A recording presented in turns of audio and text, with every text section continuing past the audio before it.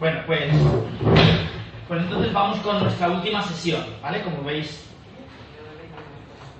vamos a sacar un poco de conclusiones de lo que ha sido este brevísimo curso en 8 sesiones. Hoy es la última y bueno, como habéis visto, podríamos estar mucho más tiempo tratando de ver más textos, de estudiar más textos, pero vamos a tratar de, con los que hemos visto, sacar unas ideas generales de lo que hemos pretendido y de la importancia de este género literario tan novedoso que Jesús utiliza en el Evangelio. Novedoso no solamente, desde luego, por lo que respecta a la tradición judía, que desde luego lo supuso. Los judíos conocían las parábolas, las encontramos en el Antiguo Testamento, las encontramos también en la tradición rabínica, pero Jesús le dio un uso distinto a estas historias que él contó. Por lo tanto, no se trata de un género literario que Jesús inventara, sino que se encontró con él, pero sí que en sus labios y en su mente estas historias cobraron una vida totalmente diferente a lo que los oyentes habituales de este tipo de historias estaban acostumbrados. Como digo, tenemos dos fuentes importantes. Una, las parábolas que nos encontramos en el Antiguo Testamento, que ya vimos algunas de ellas, y otras, las parábolas rabínicas, que ya no son estrictamente del tiempo, de la época del Antiguo Testamento, sino que son contemporáneas de Jesús, por lo tanto estarían más cerca del Nuevo Testamento que del Antiguo. Pero además, no solamente más cerca del Nuevo Testamento, sino que se acercaron también a nuestra época, porque los judíos siguieron utilizando este género literario en los siglos siguientes, llegando incluso hasta en la Edad Media encontrarnos relatos de este tipo que recogen pues estas breves historias con las que ya nos hemos hecho a la idea, ¿no?, de las historias que se cuentan y nos hemos familiarizado con ellas. Bueno, ahí están los 9 puntos que con brevedad vamos a tratar para terminar puntuales a las 9, ¿vale? Y podáis ya descansar y disfrutar de un verano sin prolongaciones post-misa, ¿no? Que, bueno, pues así podéis. Nada, simplemente ahí os pongo el momento, ¿no?, de hacer balance de lo que ha sido el curso, tratando de ver estas historias en labios de Jesús. La principal novedad, si las comparáramos con las historias judías, tanto las que aparecen en el Antiguo Testamento como las que aparecen en la tradición rabínica. Rabínica es un término, un adjetivo que viene de rabino, y por lo tanto, bueno, Jesús desde luego fue considerado un rabino por sus discípulos, ¿no?, un maestro, que es lo que significa esa palabra en hebreo, rabí, o en arameo, rabbuní.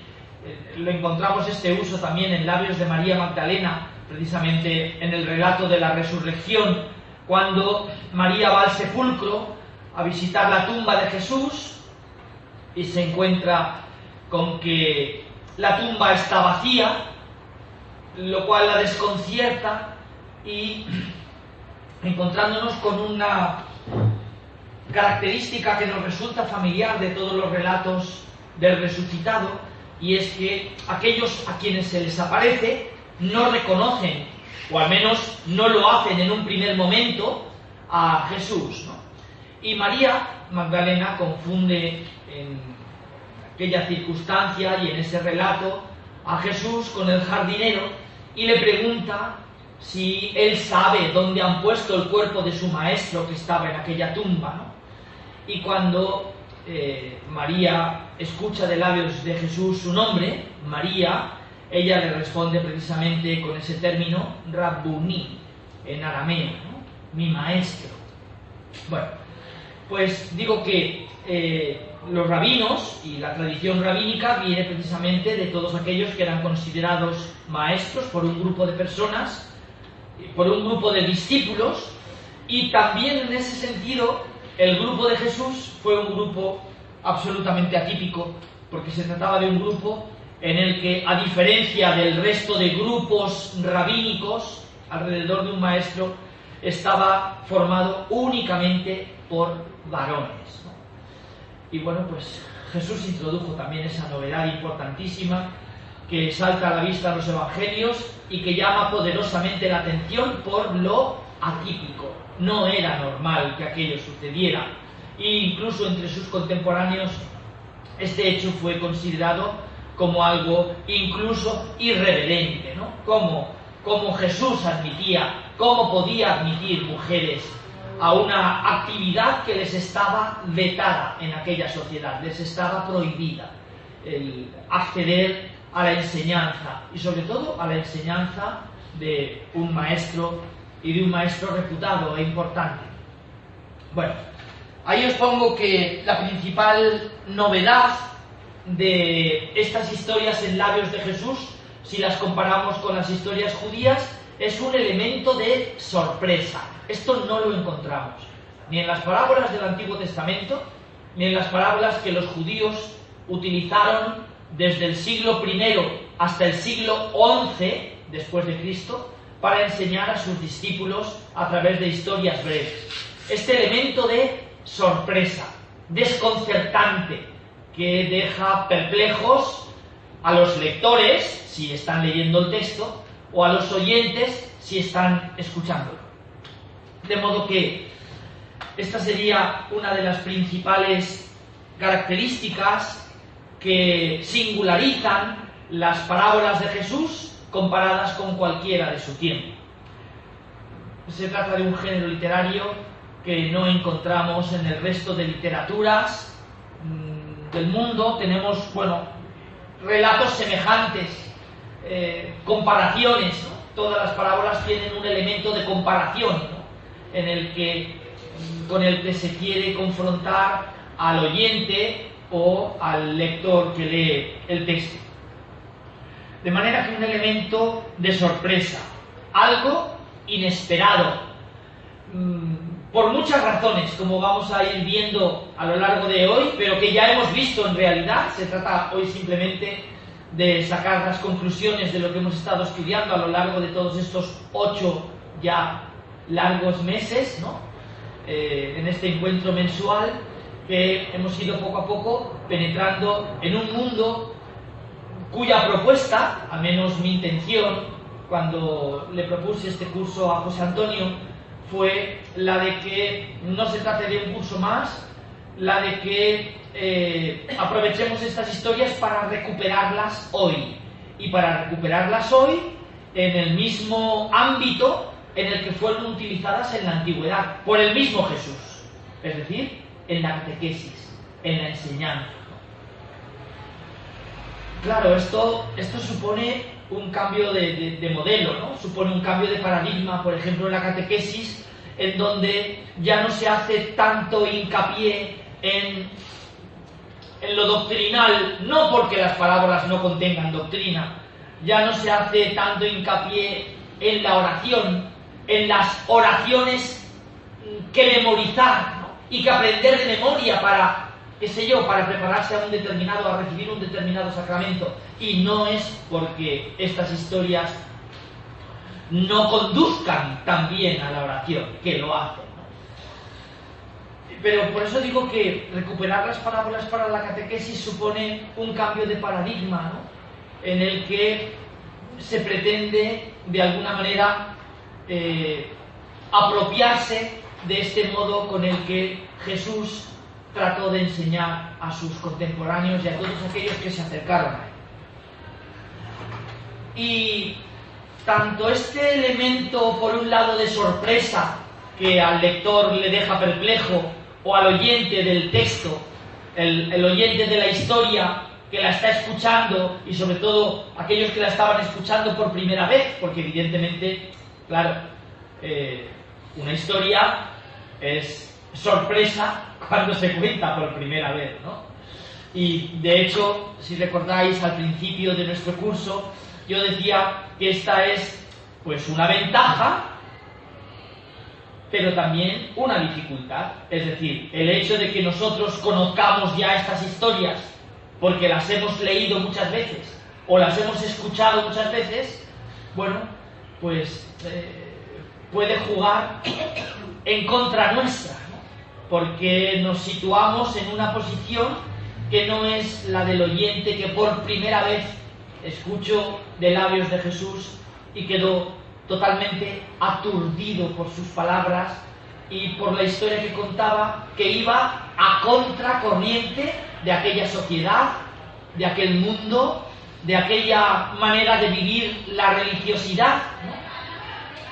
Por lo tanto, elemento de sorpresa, con algo inesperado, y esta sorpresa inesperada es algo propio del reino de Dios al que Jesús se refiere, y del reino de Dios del que Jesús habla en su predicación. Bueno, ahí os he puesto algunos ejemplos de esta sorpresa, ¿no? Y de este algo inesperado.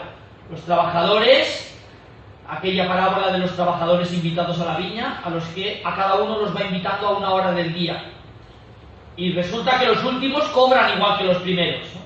Y además no solamente cobran igual que los primeros, sino que son a los primeros a los que les pagan. Y claro, los primeros se estaban frotando las manos pensando que si a los últimos, que no habían trabajado nada, Jesús les estaba pagando lo que les había dicho que les iba a pagar a ellos, que habían estado trabajando durante toda la jornada, pues se imaginaban que iban a recibir una suma astronómica. ¿Y dónde les vino la sorpresa de la parábola, ¿no? Cuando vieron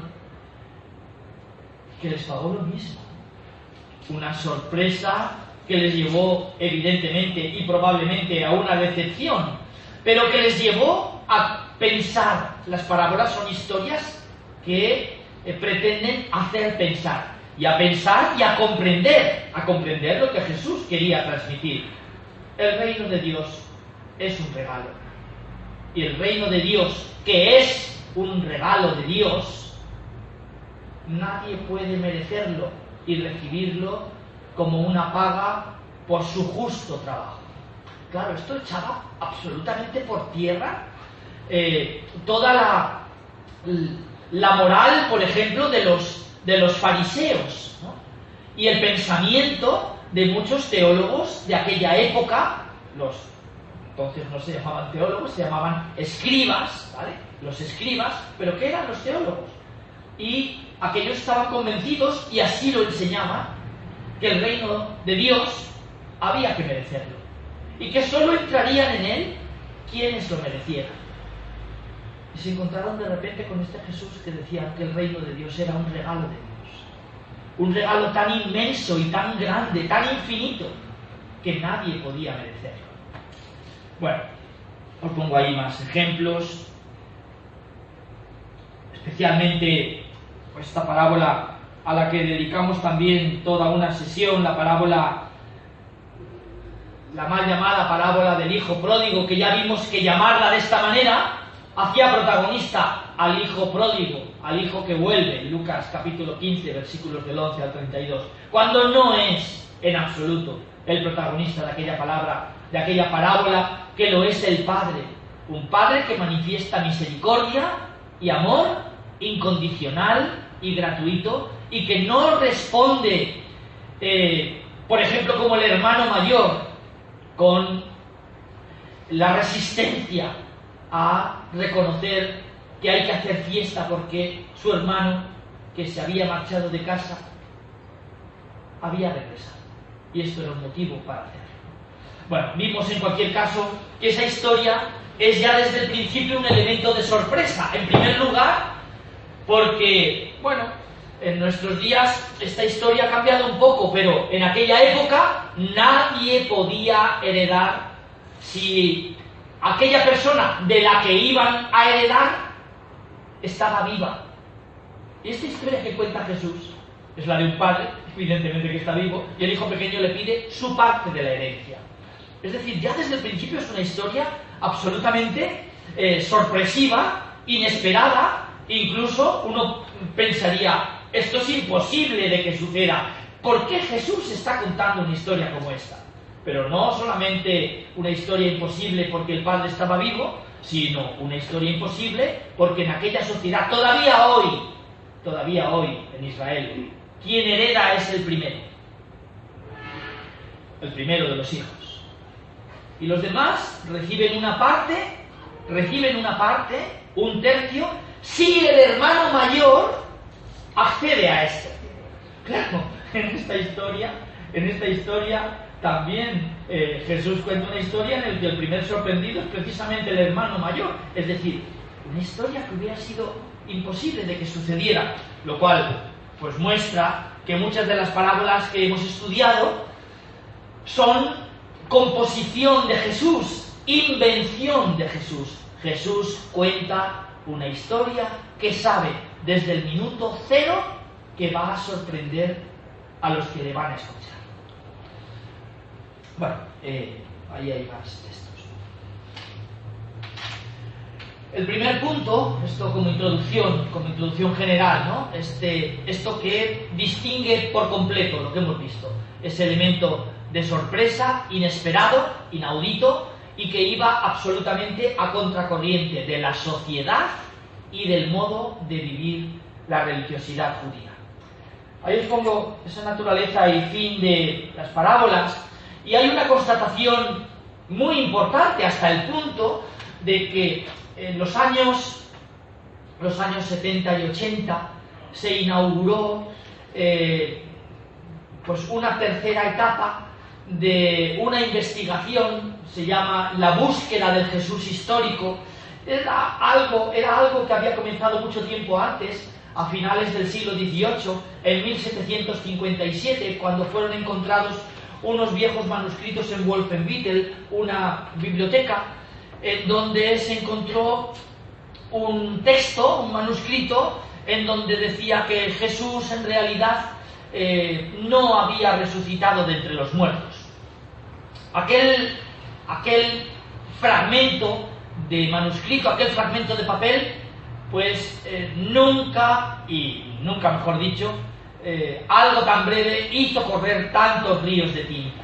Desde 1775 hasta nuestros días, esta historia continúa. Es decir, la historia de querer recomponer el personaje histórico de Jesús. Y esto que comienza con esos fragmentos de Wolfenbüttel, en los años 70 y 80 se inauguró esta última etapa en la que nos encontramos todavía hoy, etapas que son convencionales. Los historiadores, pues a veces, también los historiadores de la religión y los historiadores de la teología y los historiadores de la tradición cristiana primitiva, a veces agrupan determinadas épocas pues con convencionalismos. Cuando sucede algo importantísimo, pues parece que se inaugura un nuevo periodo de esa investigación. Y lo que sucedió en aquellos años, finales de los 70, principios de los 80, eran los años en que don José Antonio y un servidor terminábamos de estudiar la teología, ¿no? Casi estábamos terminando de estudiar esos primeros años de teología, y allí sucedió en aquellos años algo importantísimo, que fue que la investigación judía dio un giro absolutamente radical. De haber pasado prácticamente todos aquellos siglos, desde el primero hasta esos final del siglo XX, con una actitud radicalmente de oposición al cristianismo y a la figura histórica de Jesús, los teólogos judíos se incorporaron a esta investigación de una manera muy próxima, hasta el punto de que tenemos libros como el de uno que hoy leeremos y que encontramos al final de los textos que nosotros hoy leeremos. Shalom Ben Jorim, judío, Shalom Ben Jorim, que fijaros cómo titula su libro: Hermano Jesús, el nazareno desde una perspectiva judía. Bueno, esta es la traducción que se hizo al castellano en el 2003, pero el libro es de 1980. El libro en hebreo. Bien, de modo que bueno, ¿por qué estaba diciendo esto? Pues porque entre los criterios que los historiadores que trataban de reconstruir el personaje histórico de Jesús, entre los criterios que tenían para estar seguros de que algunas de las palabras que recogen los evangelios fueron pronunciadas o no, es decir, serían no tanto tendrían su origen en los labios de Jesús, sino en la pluma del evangelista, ¿no? Hasta aquí, hasta esos niveles pretende esta investigación histórica en torno a Jesús afinar, ¿no? Afinar con estas cosas. Y uno de los criterios es precisamente encontrarnos con una parábola en labios de Jesús. Un criterio de certeza histórica.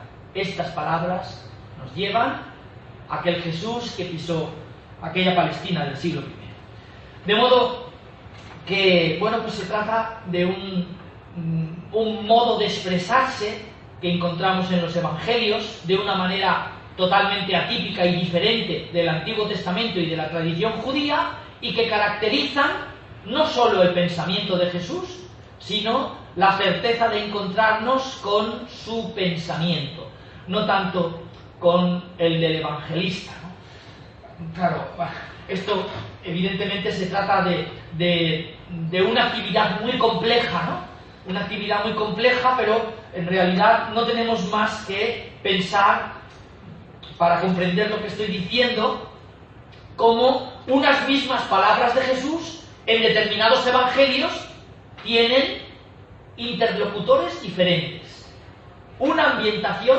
distinta, un contexto diferente también, un porqué se cuenta la historia distinta también, y a veces, y esto es lo más notorio, un final diferente. Entonces, claro, esto motivó el que los estudiosos de los evangelios y los estudiosos de la historia dijeran: ¿cómo terminaba la historia que encontramos en este relato del evangelio en labios de Jesús? Os voy a poner un ejemplo. Capítulo 8, versículo 29 del Evangelio de San Marcos. Jesús, en Cesarea de Filipo, les dice a sus discípulos: ¿quién dice la gente que es el Hijo del Hombre? Y en ese momento Pedro toma la palabra, Simón Pedro toma la palabra y le dice: pues unos dicen que es Elías, que ha resucitado de entre los muertos. Otro, Juan el Bautista, al que acababan de decapitar, que ha vuelto a la vida. Otros, que el profeta con mayúscula que tenía que venir. Y a continuación, versículo 29 del capítulo 8 de Marcos, Jesús les hace otra pregunta: ¿y vosotros quién decís que soy yo? Y Pedro continúa siendo portavoz del grupo y dice: Señor, tú eres el Mesías, el Hijo de Dios.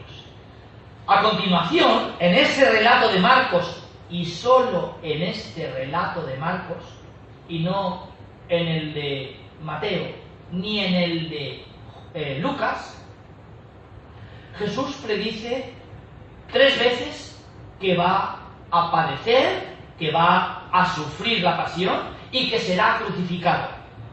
Y Pedro dice: esto no va a suceder mientras yo esté a tu lado. Yo no dejaré que esto suceda.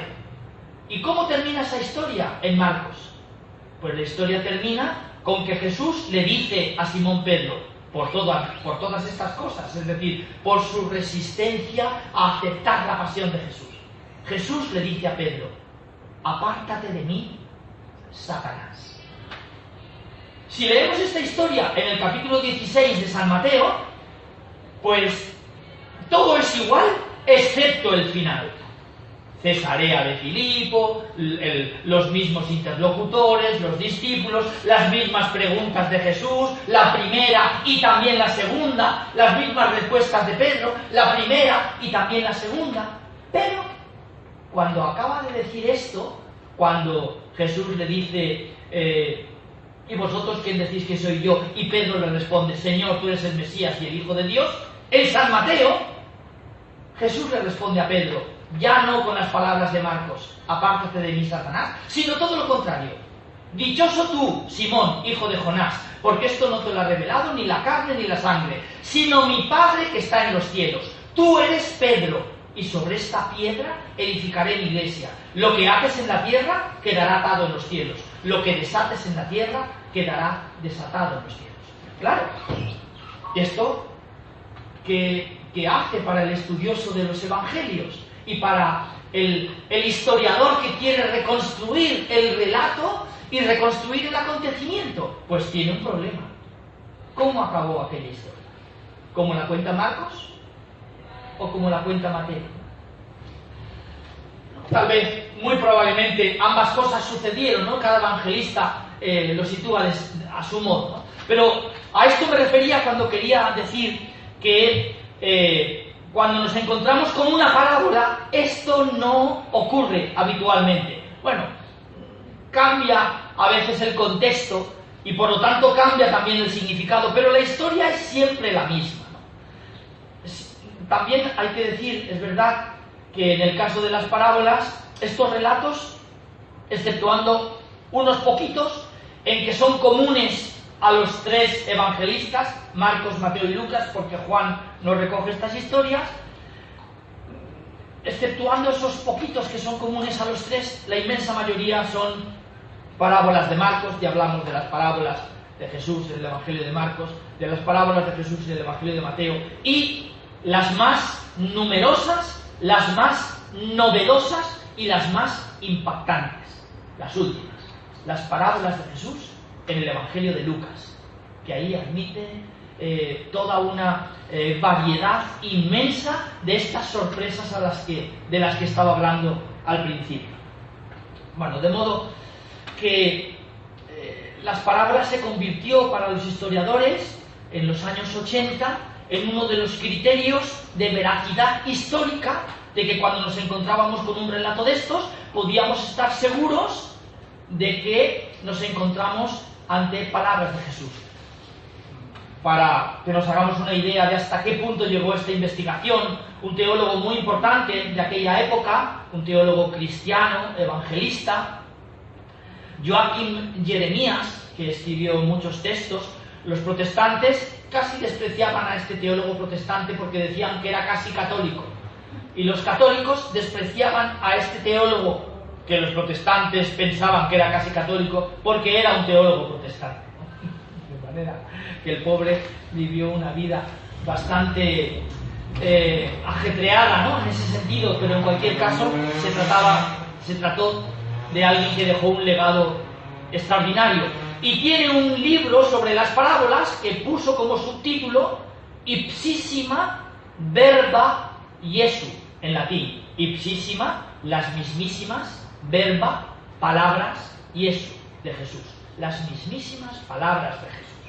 Bueno, respecto a esta naturaleza y fin de las parábolas, ¿no? Jesús, por lo tanto, una de las evidencias que podemos decir con rotundidad, como muchas otras de su vida, cosa que no podemos hacer de muchos personajes contemporáneos suyos, por ejemplo Poncio Pilato, o por ejemplo Juan el Bautista, o por ejemplo el rey Herodes, o por ejemplo el emperador Octavio, es decir, muchas circunstancias históricas de personajes que uno pensaría mucho más importantes que Jesús, y sin embargo tenemos alrededor suyo pues muchas menos certezas históricas de las que tenemos de Jesús. Entre esas certezas históricas, desde luego, está esta de las parábolas en su boca. Jesús, por lo tanto, anunció su mensaje, el mensaje del reino de Dios, con estas historias. Y desde un punto de vista literario, podríamos clasificar estas historias en tres tipos. Ya, recordemos, estamos tratando de sacar conclusiones de todos los relatos que hemos visto y de hacer un balance que unifique de alguna manera con unas características que, bueno, pues tampoco hacen demasiada justicia a todo lo que hemos ido viendo, ¿no? Pero bueno, de alguna manera hay cosas que nos dejamos fuera, ¿no?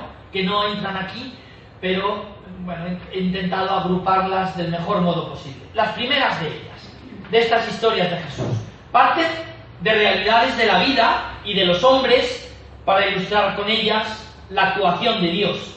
Por ejemplo, la parábola de la levadura, la parábola del grano de mostaza, la parábola de la moneda y de la oveja perdida, que ya vimos también que llamarlas de este modo es poner el acento donde esas historias no lo ponen.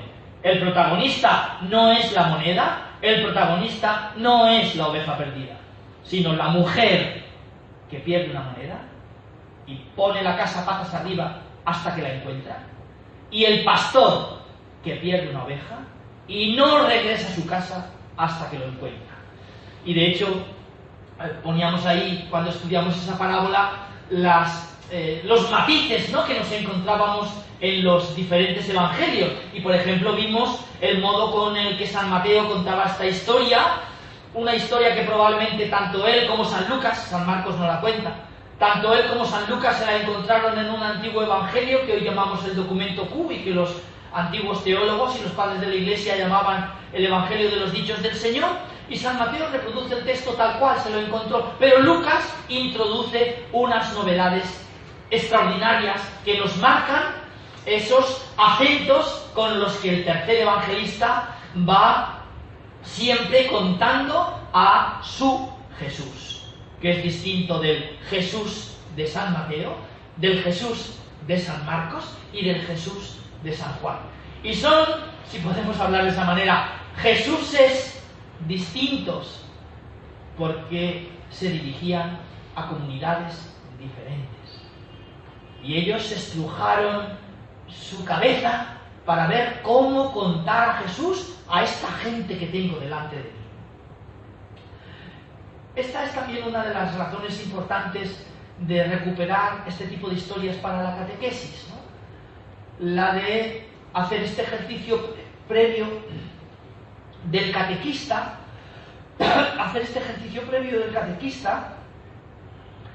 que antes de decir lo que quiere contar sobre Jesús, tiene que pensar en quién tiene delante, qué es lo que saben, qué es lo que no saben, qué es lo que les va a contar, cómo se lo va a contar, qué es lo que no les va a decir, por qué no se lo va a decir y en qué orden lo va a hacer.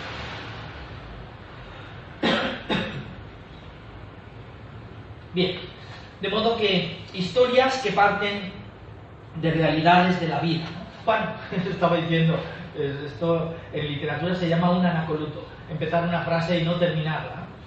Estaba diciendo estos detalles que cambian la parábola en labios de Mateo, o en el texto de Mateo, y en el texto de Lucas. Bueno, voy a parar un poquitín porque no puedo. Es que llevo desde esta mañana a las 8 y ahora ya no queda voz. Bien, en labios de Jesús.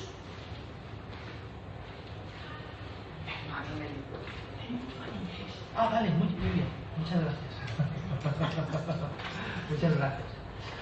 Bien. Espero que no salga disparada. Cuidado, Esther, que estás enfrente. Si ves un proyectil que viene hacia ti, lo esquivas. En labios, o en el texto de Mateo, esta historia nos dice que cuando el pastor se da cuenta de que ha perdido una oveja, deja las 99 en el desierto, se va al desierto a buscarla, y si la encuentra, atención, con el texto, y si la encuentra, es decir, cabría la posibilidad de que no la encontrara y que regresara a su casa, y si la encuentra, se alegra mucho de haberla encontrado. En el texto de Lucas no tenemos esto. En el texto de Lucas dice que el pastor, que se da cuenta que ha perdido una de sus ovejas, deja las 99, se va al desierto, y cuando la encuentra, es decir, el relato ha cambiado por completo. Es decir, no está la posibilidad de no encontrarla. El pastor no va a regresar a su casa hasta que no encuentre la oveja que se le ha perdido.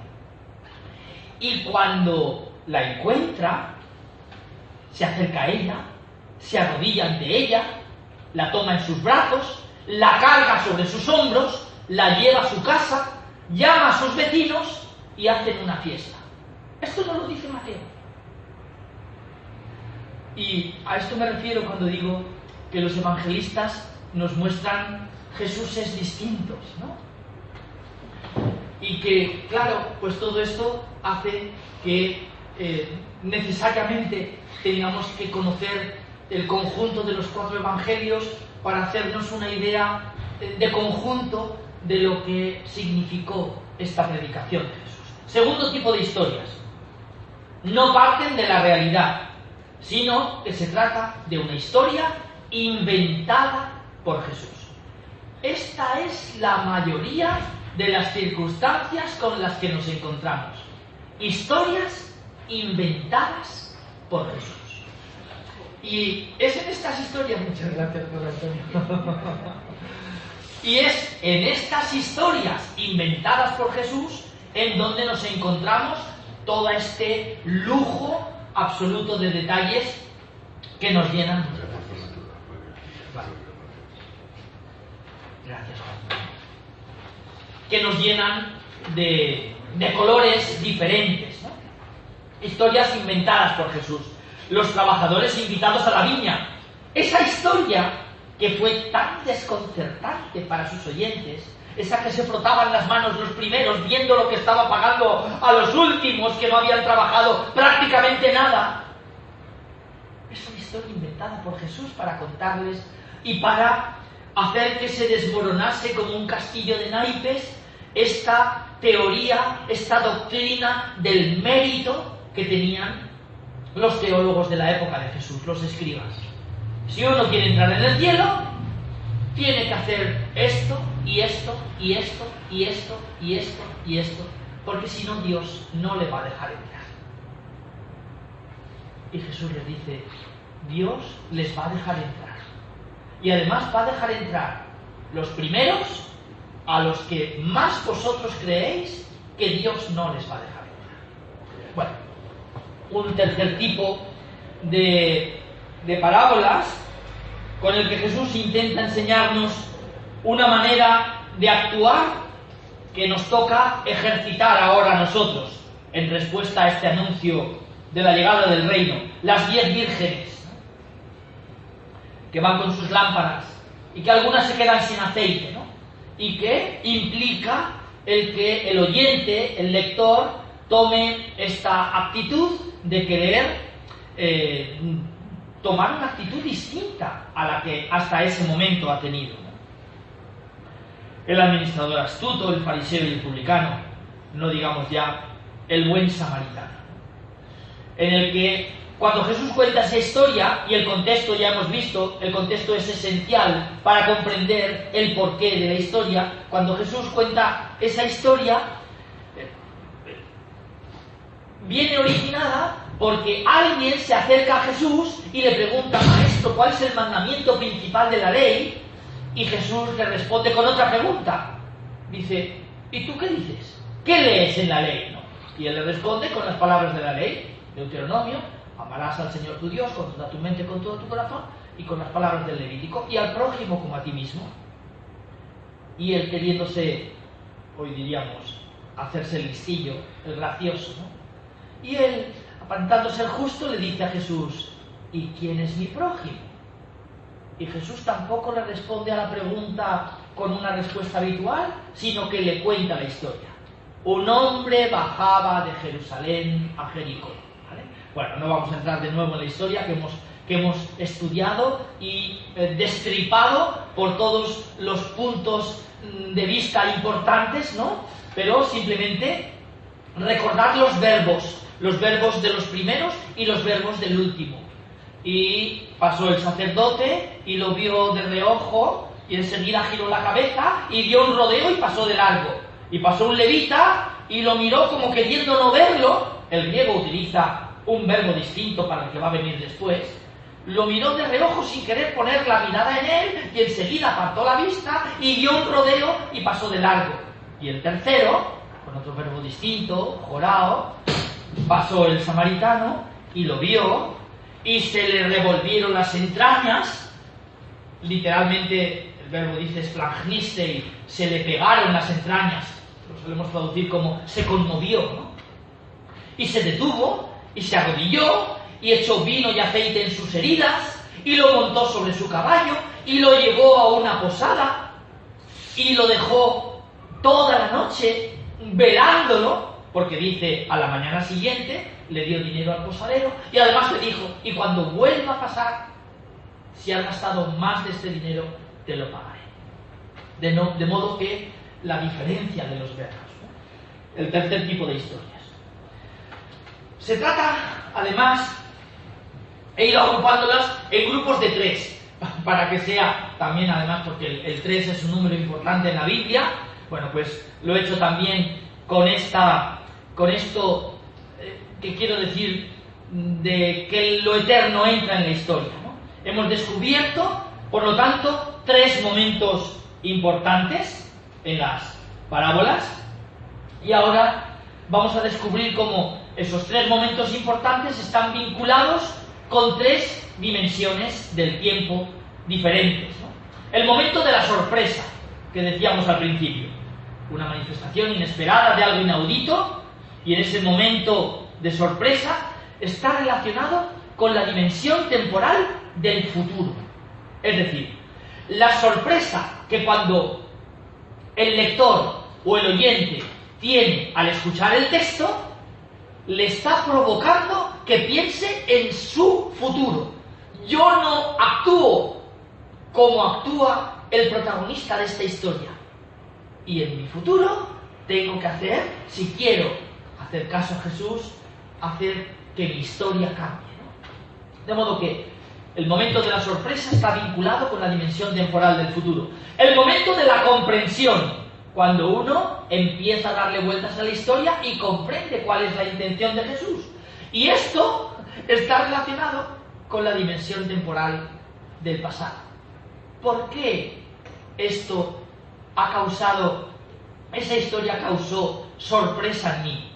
Y cuando llega a comprender por qué ha causado sorpresa en mí, es porque mi modo de actuar hasta este momento, por lo tanto, mi pasado, yo actué de una manera distinta, probablemente como aquel levita que pasó, lo vio, giró la cabeza, dio un rodeo y pasó de largo. O que mi pasado me vincularía con el hermano mayor que vuelve del campo y le pregunta a los criados qué está pasando en la casa, qué es aquella fiesta, qué es aquel olor de cordero cocinado, asado al fuego, el jolgorio, la gente de fiesta. Y aquello hace referencia a la actitud del pasado, ¿no? Intransigente, de no querer perdonar al hermano, hasta el punto de no querer ni siquiera eso, pronunciar la palabra hermano, y de reprocharle al padre, ese hijo tuyo. Ni siquiera quiere pronunciar la palabra. Y el tercer momento, el conclusivo de la parábola, que es el compromiso de la propia vida con el valor que se acaba de descubrir. Y esto está relacionado con la dimensión del presente. No puedo esperar a mañana para cambiar de vida. Tengo que hacerlo ahora que he terminado de escuchar la parábola de Jesús. Un tercer terceto.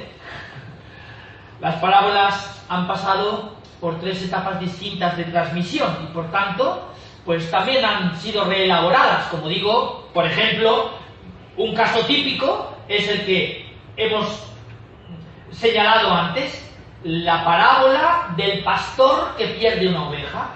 En Mateo tenemos la parábola en bruto, probablemente como se la encontraron tanto él como San Lucas. En San Lucas tenemos la parábola reelaborada con todos los colores con los que San Lucas pinta su evangelio, ¿no? La compasión, la cercanía, la misericordia, la alegría, el perdón, el amor por encima de todo, no la búsqueda de la justicia, sino una ley distinta que es la que aquella de la que Jesús habla. Bueno, de manera que 3 momentos de transmisión de la parábola. El primero, la parábola contada por Jesús.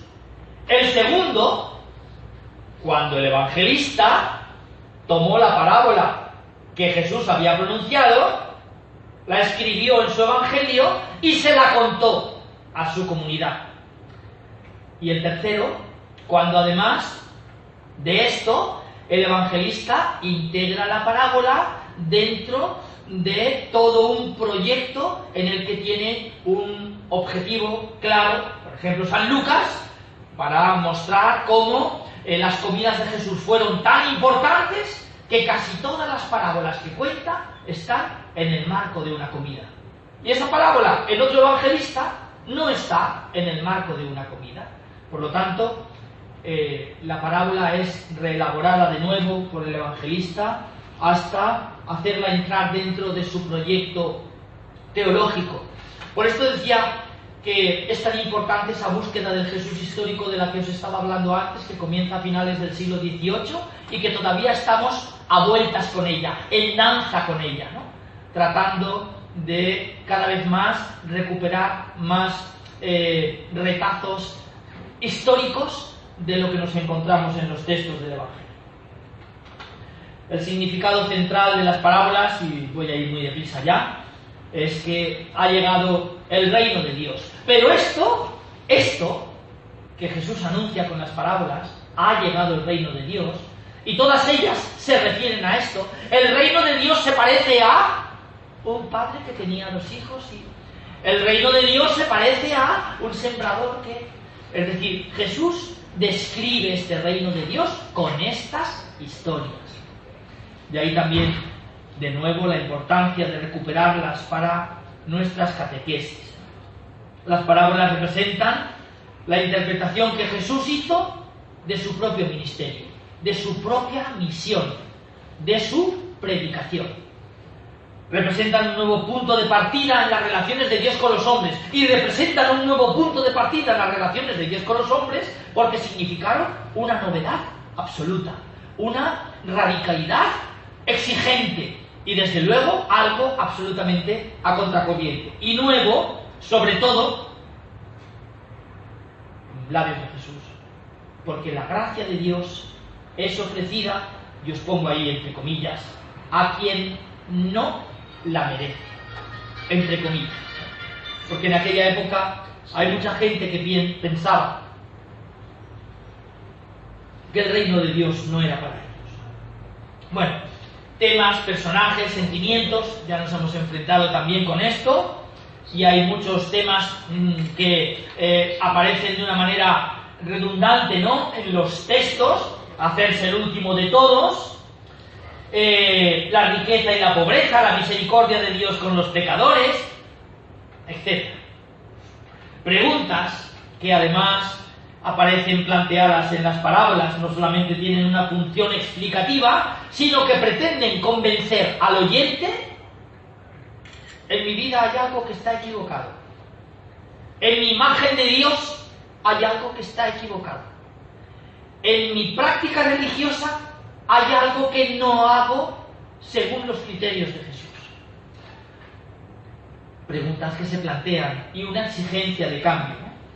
El único contexto es únicamente el contexto es quien nos da la clave para interpretar muchas de ellas, ¿no? Por ejemplo, cuando aquella mujer, de nuevo una comida, se cuela en aquel banquete al que habían invitado a Jesús, y la mujer se pone a ungir los pies de Jesús con perfume, a lavarlos con sus lágrimas, a enjugarlos con sus cabellos, a besarlos, ¿no? Y aquel que le había invitado estaba pensando, porque no se atrevía a decirle a Jesús lo que pensaba. Si este fuera un profeta, sabría quién es esa mujer que todo el pueblo conoce y sabe a lo que se dedica, que está tocando sus pies.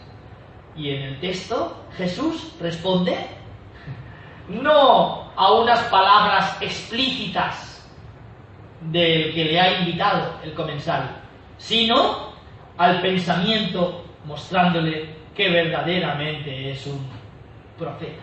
Bueno, la posición del lector es privilegiada porque recibe más información que los personajes del relato.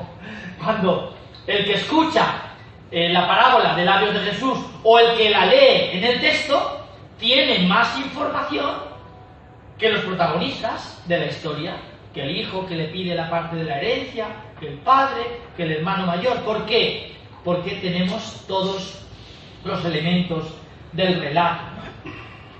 La parábola va llevando al lector, al oyente, a otro mundo distinto, aquel al que Jesús quiere llevarle, ¿no? La parábola permite juzgar de manera diferente y con criterios distintos a los que sería habitual pensar.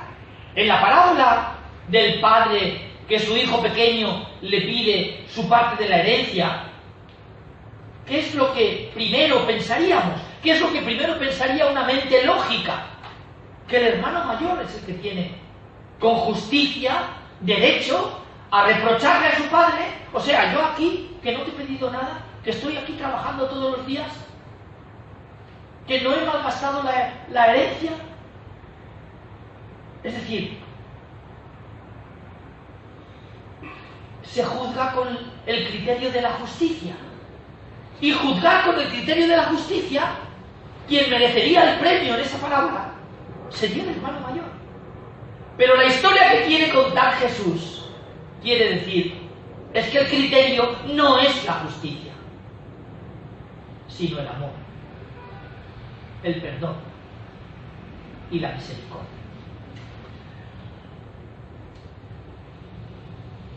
De modo que las parábolas que cuenta Jesús muestran que es preciso ver las cosas desde una perspectiva diferente.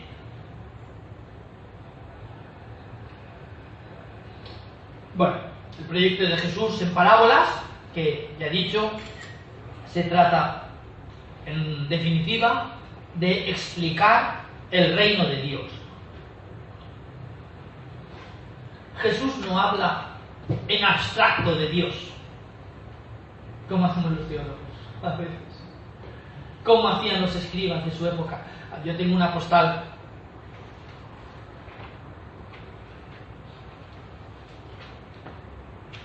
debe estar en otra.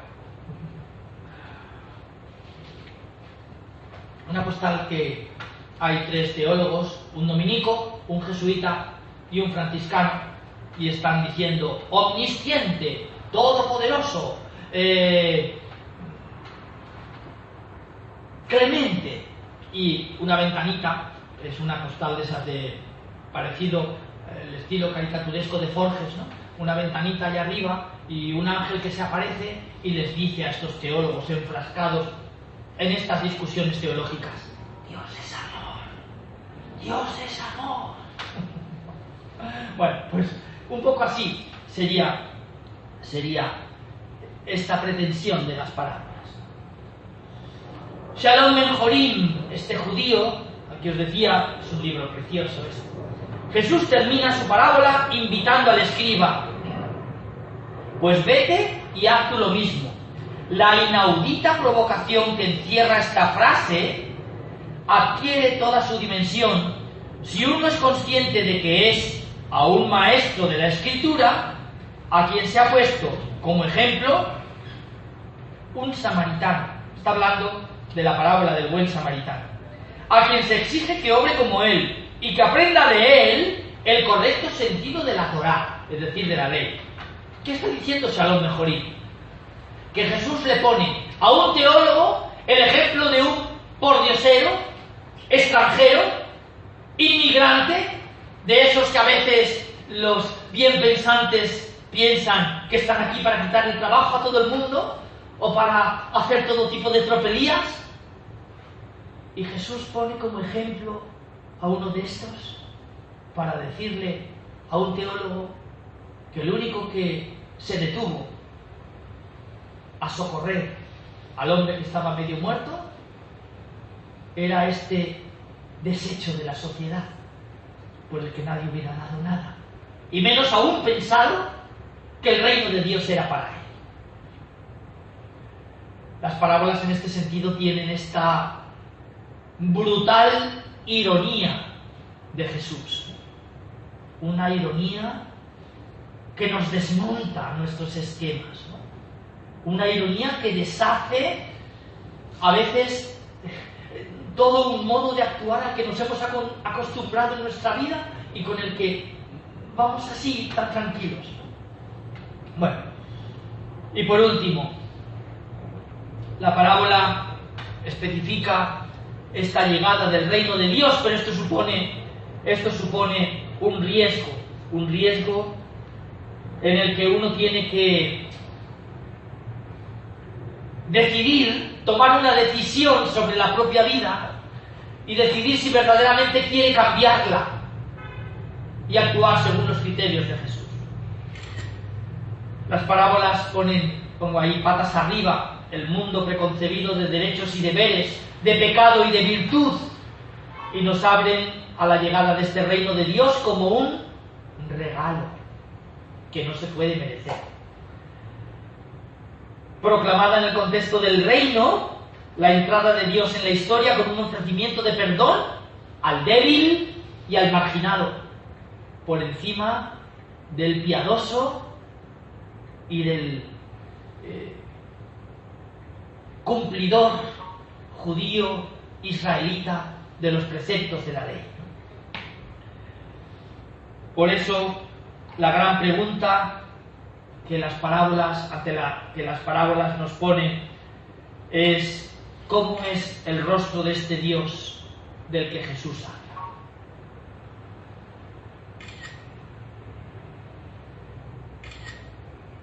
Bien, y lo último, por lo tanto, y cerramos el círculo con ello, con esto comenzábamos a recuperar las parábolas en la catequesis. Todas las parábolas de Jesús obligan al lector, al oyente, a tomar una posición sobre su persona y sobre su misión.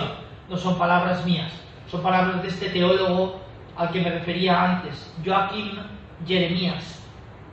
Las parábolas hacen que tengamos que decidirnos sobre qué tiene que ver Jesús en mi vida, o si quiero que Jesús tenga que ver algo en mi vida.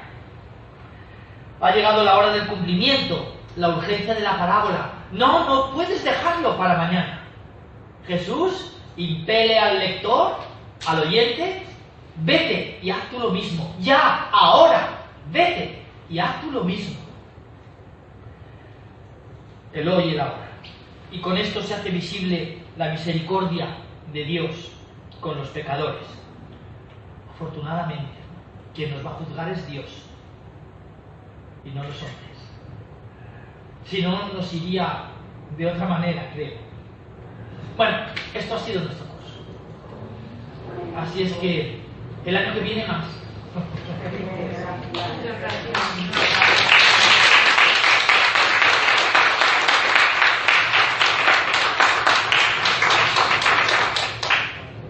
Creo que es interesante la formación en el mundo actual en el que estamos viviendo es de vital importancia, porque nos transmiten una serie de mensajes que fácilmente nos parecen atractivos y vamos tras ellos.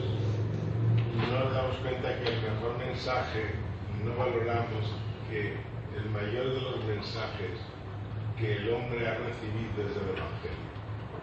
Y ese Evangelio que nosotros tenemos que saber saborear, masticar, tratar, manosear. Yo cuando veo a veces hay gente que le enseñan 4 versículos como testigos de Jehová o como evangélicos, y con esos 4 versículos los citan, y si los quitas de ellos ya no se van. Pues yo a veces digo, pues mira, se saben 4, nosotros cuánto no sabemos. Habría también que cuestionarnos también que nosotros también podemos decir que la palabra de Dios para nosotros, aunque la oímos todos los días en la iglesia, aunque la meditamos, es la gran desconocida, porque es la que debe ser guía de nuestra vida y fuerza en nuestra existencia. Gracias, Ricardo, porque tener a un profesor de Sagrada Escritura de la Facultad de Teología entre nosotros, aparte de ser feligrés, ser amigo, ser compañeros, ser vecinos, ser todo. Aparte de eso, no hay que obviar la gran dignidad de una persona tan súper inteligente, con el doctorado hecho sobre sánscrito, y es un lujo. Es un lujo que tenemos que saber aprovechar. Por eso, el año que viene continuaremos, veremos qué tema es bueno para tratar, porque como sabéis que me gustaría que fuese todo hilvanado, o intentar que fuese todo por la misma línea, porque sabéis que el año que viene está la gran misión que el cardenal quiere hacer con ocasión del centenario de la coronación de la Virgen de los Desamparados.